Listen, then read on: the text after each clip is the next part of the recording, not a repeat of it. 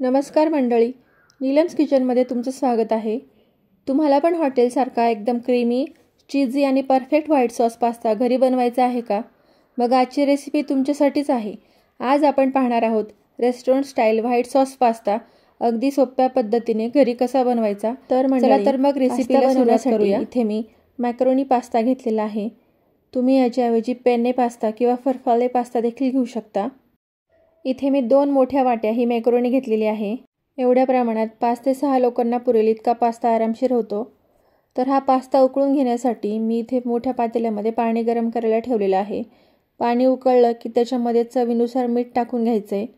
त्यानंतर याच्यामध्ये 1 चमचा तेल टाकायचे। तेलाने आपला जो पास्ता आहे तो एकमेकाला चिटकत नाही आणि मोकळा पाण्याला छान अशी उकळी आलेली आहे। आता त्याच्यामध्ये आपण हा जो पास्ता घेतलाय तो टाकून घेऊयात।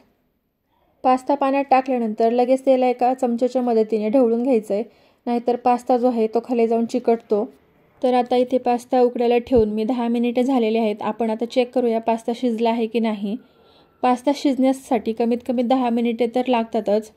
तर आता पास्ता शिजलाय की नाही हे कसं ओळखायचं मी तुम्हाला चमच्यात काढून घ्यायचा आणि जिथे पास्त्याचा कट आहे तिथे पाहायचं।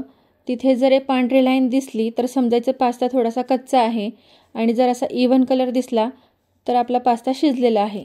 तर आता इथे पूर्ण इव्हन कलर दिसतोय म्हणजे आपला पास्ता शिजलेला आहे। आता या पास्त्यामधलं सगळं जे पाणी आहे ते आपण काढून घेऊया। त्यासाठी मी इथे एक मोठी चाळणी घेतलेली आहे। त्या चाळणीमध्ये मी आता हा सगळा पास्ता काढून घेणार आहे। तर बरेच जण काय करतात की पास्ता चाळणीमध्ये टाकल्यानंतर त्याच्यावरती थंड पाणी टाकतात।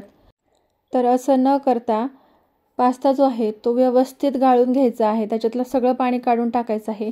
व्हिडिओमध्ये दाखवल्याप्रमाणे चाळणी जी आहे ती थोडी वाकडी करून सगळं पाणी काढून घ्यायचं आहे आणि त्याच्यानंतर त्याच्यामध्ये 1 पळी तेल घालून पास्ता जो आहे तो हलक्या हाताने मिक्स करायचा। थोड्या वेळ साईडला ठेवून आपण याचा व्हाईट सॉस बनवायला घेऊया। तर त्यासाठी सगळ्यात आधी मी एक पातेलं घेतलंय आणि त्याच्यामध्ये आपण जेवढा वाटी पास्ता घेतलेला आहे त्याच्या डबल वाटी 2 वाटी पास्ता घ्यायचा आहे। तर त्याला 4 वाट्या दूध घ्यायचं आहे। आता एक छोट्या आकाराचा कांदा घ्यायचा आहे, त्याला असं मधून कट करून घ्यायचं आहे आणि कट केलेल्या दोन्ही भागांवर असं तमालपत्र ठेवून त्याच्यामध्ये 1 लवंग टोचून घ्यायची आहे आणि याला दुधामध्ये सोडून एक उकळी काढून घ्यायची आहे। कांद्याने या सॉसला एक खूप छान फ्लेवर येतो। आता याला मिक्स करून दुधाला छान अशी उकळी काढून घ्यायची आहे। या ठिकाणी दुधाला उकळी आलेली आहे। आता आपण त्याच्यामध्ये टाकलेला जो कांदा आहे तो काढून घेऊयात। आता दूध थोड्या वेळ बाजूला ठेवून आपण पुढची प्रोसेस करायला घेऊयात। ज्याच्यामध्ये एक कढई घ्यायची आहे आपल्याला आणि त्याच्यामध्ये 4 मोठे चमचे बटर टाकायचं आहे। कढई जी आहे ती जास्त गरम केलेली नाहीये, हळूहळूच आपल्याला हे बटर वितळवून घ्यायचं आहे जेणेकरून बटर जे आहे ते बटर छानपैकी मेल्ट झालेलं आहे। आता त्याच्यामध्ये मी मोठे 2 चमचे मैदा घालते आहे, म्हणजे साधारण मीडियम आकाराचे 4 चमचे इतका मैदा घालायचा आहे। मैदा घातल्यानंतर सुद्धा बटरचं जे टेम्परेचर आहे ते जास्त नको आहे। मीडियम फ्लेमवरती आपल्याला हा मैदा चांगला भाजून घ्यायचा आहे। व्हाईट सॉस बनवताना एक गोष्ट नेहमी लक्षात ठेवायची, मैदा हा आपल्याला चांगला भाजून घ्यायचा आहे पण त्याचा कलर बदलला नाही पाहिजे असा भाजायचा आहे। 3 ते 4 मिनिटं मीडियम फ्लेमवरती हा मैदा भाजून घ्यायचा आहे। तर हे पहा, असं मैद्याच्या बाजूने बटर दिसायला लागलं की समजायचं मैदा भाजून तयार आहे। आता याच्यामध्ये आपण जे दूध गरम करून घेतलं होतं ते घालायचंय, पण बऱ्याच जणांच्या इथे चुका होतात। आपण काय करतो, सगळं दूध एकदम टाकतो आणि मैदा गरम असल्यामुळे तो लगेच दूध सोकतो आणि त्याच्या गुठळ्या तयार होतात। तर असं न करता आधी थोडंसंच दूध टाकायचंय, थोडंसं म्हणजे तुम्ही निम्म टाकू शकता आणि दूध टाकल्यानंतर व्हिडिओमध्ये मी दाखवल्याप्रमाणे जितकं शक्य होईल तितक्या पटापट ते मिक्स करून घ्यायचं आहे, म्हणजे गुठळ्या होत नाहीत। आणि जरी थोड्याफार गुठळ्या झाल्या तरी त्या विस्करच्या किंवा चमच्याच्या मदतीने तुम्ही त्या फोडू शकता। तर हे पहा, मी आता पटापट विस्करने हे सगळं मिक्स करून घेते आहे जेणेकरून गुठळ्या नाही व्हायला पाहिजे। तर मी आता अर्धच दूध टाकलंय। आता हे पहा, सगळ्या गुठळ्या फुटल्यानंतर असं मस्त अशी क्रीम तयार झालेली आहे। आता आपण याच्यामध्ये उरलेलं सगळं दूध टाकून घेऊयात। दूध टाकल्याच्या नंतर पुन्हा एकदा सगळं मिक्स करून घ्यायचं आहे आणि कंटिन्यू याला मिक्स करत राहायचं आहे, कारण जर तुम्ही हात थांबवला तर हा सॉस जो आहे तो कढईला चिकटतो खाली। त्याच्यामुळे याला मिक्स करायचं थांबायचं नाहीये आणि हे सगळं करत असताना गॅसची जी फ्लेम आहे ना ती लोच ठेवायची आहे। आता याच्यामध्ये चवीनुसार मीठ टाकायचं आहे, त्यानंतर टाकायची आहे अर्धा चमचा काळी मिरी पावडर। आता या सॉसला एक उकळी येऊ द्यायची आहे।